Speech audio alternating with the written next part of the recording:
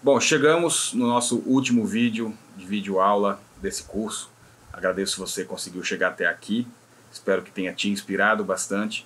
E eu sei que tem muita gente inscrita que é estudante de jornalismo, estudante de comunicação e também profissionais que atuam em assessoria de comunicação, de órgão público, na comunicação corporativa de empresas, no terceiro setor. E aí a gente falou bastante sobre o jornalismo, né, de redações, de veículos independentes, mas aí muita gente acompanhou esse curso e trabalha em outra vertente, que fez as ligações necessárias, conseguiu identificar possibilidades, aprendeu e vai desenvolver bastante isso também. Mas aí eu trago um pouco dessa perspectiva agora nesse último vídeo, que certamente ajuda também e serve para jornalista de redação, para quem atua em veículos, para também a gente conseguir ter uma relação mais harmoniosa e de troca, né, de possibilidades entre assessores e jornalistas que buscam histórias e os assessores que muitas vezes têm essas histórias e quer vender, como a gente diz, a pauta ou uma história. E além disso também algumas questões que a gente pode trabalhar na comunicação interna também. Então, começando aqui com a comunicação pública, quem trabalha nessa área, seja no executivo, legislativo, judiciário, seja de qual for a esfera, né, municipal, estadual, federal, mas eu falo um pouco também da experiência que eu tive no legislativo durante 5 anos, no Senado Federal, e depois eu fiquei mais 5 anos também na Secretaria de Comunicação do Pará. E aí cometemos muitos erros também ali nessa comunicação pública, mas aprendemos também, fizemos também alguns acertos, enfim, trouxe isso um pouquinho para cá. E eu te convido para conhecer a Associação Brasileira de Comunicação Pública, ABC Pública, que reúne um repositório de práticas, de iniciativas, discussões. Então acho que é bem legal conhecer esse grupo, fazer parte e poder ter troca de iniciativas, de projetos, enfim. Acho que é bem válido estar em rede, que quando a gente está em rede, são várias pessoas pensando juntas e desenvolver algo legal. Um dos pontos que se fala bastante em comunicação pública é que a gente precisa trabalhar, precisa avançar, de que ela seja mais pública e menos política. Eu sei que a gente vive num país bastante polarizado, que muitas vezes os gestores querem trazer essa perspectiva, mas a gente, enquanto profissional, precisa ser um guardião, né, e lembrar de que a comunicação ela é pública, ela tem interesse público, ela é voltada ao cidadão. Bom, então trazer um pouco de menos personalismo na política, na comunicação pública, e mais no tema, na resposta, na iniciativa, na ação que está sendo desenvolvida, no programa que está sendo desenvolvido e nas pessoas. Isso certamente ajuda a ter mais, inclusive, audiência e mais engajamento, traz mais transparência quando você aplica o jornalismo de soluções, ou seja, sempre um programa de governo, um programa que é desenvolvido por uma área pública, ele vai buscar atacar um problema. E você tem dados desse problema. Se você, enquanto assessor, se essa comunicação não trouxer o número com transparência, com clareza, outros vão trazer. Então, na sua mídia própria, então, uma matéria na linha do jornalismo de soluções, ele pode trazer os dados do problema, mas o que está sendo feito para atacar esse problema, ainda que não tenha resolvido de vez, mas que ele esteja solucionando. E aí lembra daquela história das fatias menores. Olha, nesse bairro, nessa cidade, nessa comunidade, a gente está conseguindo desenvolver e melhorar os indicadores em qualquer área que for, saúde, educação, etc. E aí explicar como isso está sendo feito e também trazer as limitações, né? Por que não? E isso vai ser tem mais qualidade, tem mais robustez e evita aquela coisa tipo, se você não contar, outros vão contar. Então, por que não produzir uma narrativa com transparência, com clareza? E isso vai servir para a mídia própria, que é desenvolvida, e a comunicação pública tem seus próprios canais de contato direto com o cidadão, com o leitor, com a audiência, mas também na hora de, inclusive, vender, né, uma pauta para a imprensa. Olha, tem uma história aqui, eu não estou falando que o fulano fez algo que vai revolucionar, não sei o quê. Eu estou mostrando um programa que está atacando um problema, que tem suas limitações, que tem tal, e você conseguir construir isso junto com o repórter, trazendo os dados, as pessoas que falam sobre a iniciativa, a comunidade atingida e facilitar o contato. Então acho que é uma perspectiva interessante, que aí você fala menos de pessoas e mais de causas, menos de quem está desenvolvendo, mas o que está sendo feito, mostrando como, e não só o quem ou o que. Isso pode ser interessante, inclusive é uma maneira de, com todo cuidado dizendo isso, mas é uma maneira de trabalhar a buscar evitar a questão da polarização. Você acaba trazendo o que o governo está fazendo, mas como pano de fundo. O principal é trazer o que está sendo feito, como aquilo está sendo feito, e não quem está fazendo aquilo. Então, acho que isso é uma maneira interessante da gente pensar nessa perspectiva na comunicação pública para evitar. Inclusive, tive uma conversa, a gente vai ter eleições, no caso no Brasil esse ano, municipais, e a gente sempre vê, né, mesmo em comunicação de campanhas eleitorais, a gente vê nos debates, nos programas eleitorais, focado muito nos problemas. Se a gente pensar que é possível que esses programas foquem nas soluções também, mostrando o problema, mas falando, olha, essa iniciativa num bairro, isso pode ser replicado, etc., é uma estratégia a se pensar. Um outro caminho, que muita gente que está aqui também, é do terceiro setor, né? Então, mesma coisa, menos a ONG, menos quem está fazendo aquilo, menos mostrar história de superação e etc., e mais a resposta. Então você vai trazer essas histórias, mas contando qual é o problema que está sendo atacado. Então, quando você olha para o problema e mostra a iniciativa que está respondendo, e não só a iniciativa, você pode chamar mais a atenção de jornalistas que podem querer essa história, mas também um conteúdo mais robusto para a sua mídia própria, que também várias ONGs, várias entidades do terceiro setor trabalham também com suas mídias próprias para atingir os seus públicos, né? Então acho que esse é um caminho bem interessante. Então vou dar um exemplo aqui do IDESAN, que é uma entidade do terceiro setor que trabalha na Amazônia, tem sede em Manaus. Eles têm, e volto a dizer, um exemplo, entre várias iniciativas, eles ajudam uma comunidade a desenvolver o café Apuí. É um produto, né, que é inclusive comercializado, etc., e gera renda para as pessoas daquele território. Mas não é só o café Apuí. Qual é o problema que eles estão atacando? Numa região que é muito sensível, que é rica em biodiversidade, que tem os povos que vivem ali, mas é uma maneira de gerar renda nesse território, mantendo a floresta em pé. Então, o problema que eles podem dar macro é, olha, os índices de desmatamento, a pressão da monocultura, seja ela qual for, no entorno, mas que nesse território, nesse recorte, na fatia menor, te volto a citar a fatia menor, aqui está sendo mantida a floresta em pé e gerando renda nesse território. E como isso está acontecendo? O problema e a resposta. Entre as iniciativas tem a geração de renda através de um produto que foi feito em parceria com a entidade, com a ONG, etc. E aí você conta essa história e seguindo o mesmo caminho dos 4 pilares e mostrando também as limitações, né? Quais são as dificuldades iniciais, por que não é maior, o que teve de obstáculo que precisou vencer ou que ainda não venceu. E aí você consegue construir uma narrativa interessante para o terceiro setor, para essa iniciativa.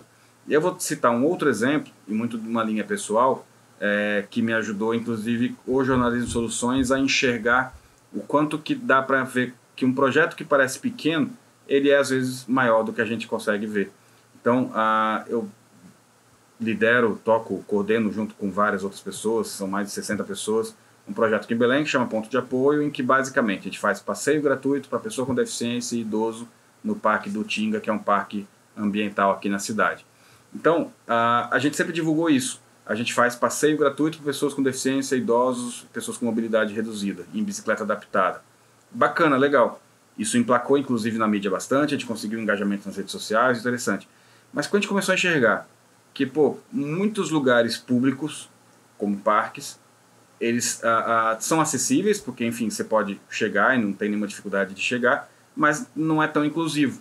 Então, a gente começa a perceber a possibilidade de ampliar. Então, assim, nós estamos com esse projeto atacando um problema, que é a inclusão em espaços públicos, acessibilidade, trazer as pessoas para usar também esses equipamentos públicos através de uma iniciativa, e aí a gente conta, né? Então, eu não desenvolvi essa matéria ainda, por exemplo, mas seria uma matéria em que a gente poderia abordar dessa forma, de mostrar o problema dos parques e outros espaços nessa questão da acessibilidade, da inclusão, e depois trazer, olha, mas tem essa iniciativa que está desenvolvendo isso, isso e isso, como foi feito, e a gente tem uma série de detalhes, e as limitações. E também eu poderia elencar uma série de limitações do início do projeto e depois como que ela conseguiu, e tanto que deslanchou agora com patrocínio. Então a gente tem uma história a contar, mas eu consigo ampliar a visão e a abordagem se eu mostrar o problema, né? Por que eu estou fazendo aquilo, né? Então acho que isso, para quem trabalha no terceiro setor, está me ouvindo agora, pode ir bastante assim, mas por que a gente faz o que a gente faz? Qual é o objetivo? Então eu não estou só fazendo um passeio, eu estou buscando incluir as pessoas, trazer gente que muitas vezes tem uma rotina hospital, casa, hospital, desculpa, casa, hospital, hospital, casa, e levar ela para um espaço com contato com a natureza, etc. Tem uma série de benefícios e tudo mais, que aumentou o número de pessoas, mas eu estou atacando um problema maior, e não só fazendo um passeio. É mais do que um passeio. Então, no caso de quem trabalha em terceiro setor, é mais do que uma ação voluntária. Ela é mais do que, ainda que seja numa linha mais assistencial, e tem outros projetos que trabalham de maneira mais de mudança de estrutura mesmo, que também é bem interessante.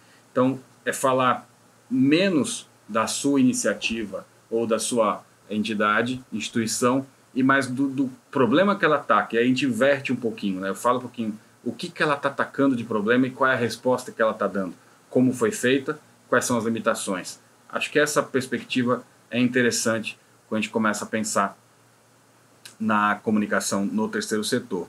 E por último, uma outra caixinha que serve, né, para as outras também, que é a comunicação corporativa, mas seguindo essa mesma lógica que eu já falei dos outros dois, né, de como construir sugestões de pauta para emplacar na imprensa. A gente sabe da dificuldade que é quando uma empresa busca emplacar uma pauta num veículo e que, se você tentar emplacar falando empresa X está fazendo tal coisa, lançando tal produto, etc., isso vai bater no e-mail e vai migrar para comercial ou simplesmente ser descartado.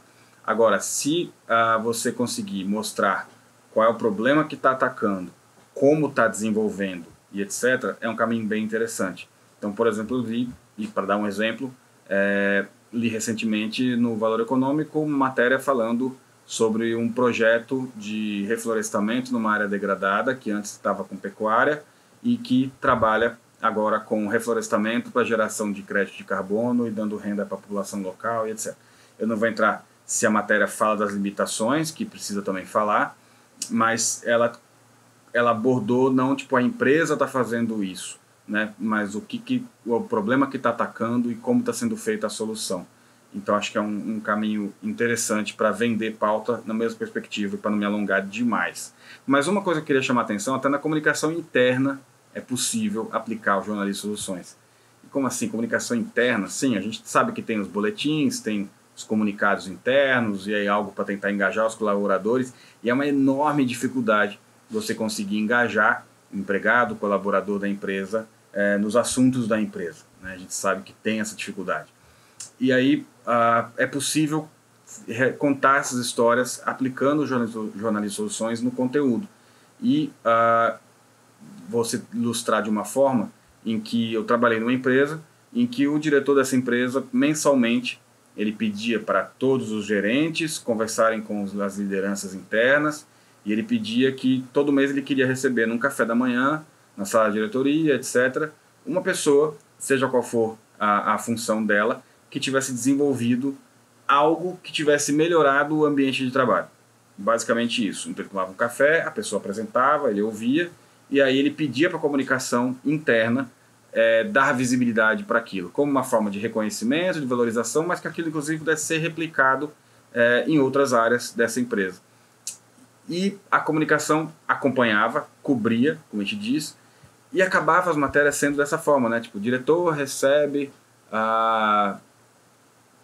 funcionário da área tal sobre e entrega o troféu do mês. E na boa, quem é que vai clicar nisso? E se isso é alterado da seguinte forma, né? Como a área tal conseguiu reduzir o índice de acidentes de trabalho? Entenda. E aí você conta a história. Ou seja, não é o factual, a foto do diretor entregando um troféu para o funcionário.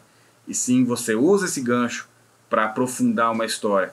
E aí você conta em detalhes o que a pessoa fez, como desenvolveu, qual é o problema, de novo, que ela está atacando, a questão do acidente de trabalho, e aí você traz os indicadores que nessa empresa tem, e os funcionários têm isso por conta também dos sindicatos, dos diálogos internos, traz o problema e quer focar na solução, e aí você mostra como que foi desenvolvido aquilo e quais as limitações para aquilo não ser melhor. E limitação muitas vezes é o seguinte, tipo, eu tenho dificuldade de convencer o meu colega a fazer essa prática.